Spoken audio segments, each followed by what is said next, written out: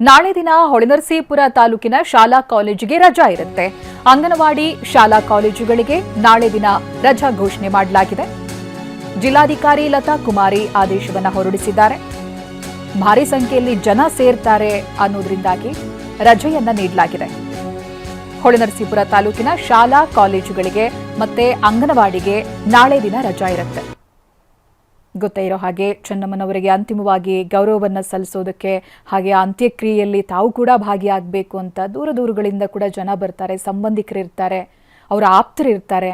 So ಹಾಗಾಗಿ ಯಾವುದೇ ಸಮಸ್ಯೆಗಳು ಆಗಬಾರದು ಅನ್ನೋದಾಗಿ ಶಾಲಾ ಕಾಲೇಜು ಅಂಗನವಾಡಿಗೆ ರಜಾ ಘೋಷಣೆ ಮಾಡಲಾಗಿದೆ.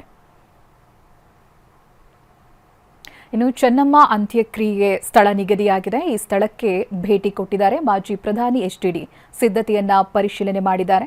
ಅದರ ಬಗ್ಗೆ ಮಾಹಿತಿಯನ್ನ ಪಡೆದುಕೊಂಡಿದ್ದಾರೆ. ಕಾರ್ನಲ್ಲೇ ಕುಳಿತು ವೀಕ್ಷಣೆ ಮಾಡಿದ್ದಾರೆ ದೇವೇಗೌಡರು. ರಂಗನಾಥ ಸ್ವಾಮಿ ಬೆಟ್ಟದ ತಪ್ಪಲಿನಲ್ಲಿ ನಾಳೆ ದಿನ ಅಂತ್ಯಕ್ರಿಯೆ ನಡೆಯುತ್ತೆ. ಹೊಳೆನರಸೀಪುರ ತಾಲೂಕಿನ ಮಾವಿನಕೆರೆ ಸಮೀಪದ ಬೆಟ್ಟ ಇದು.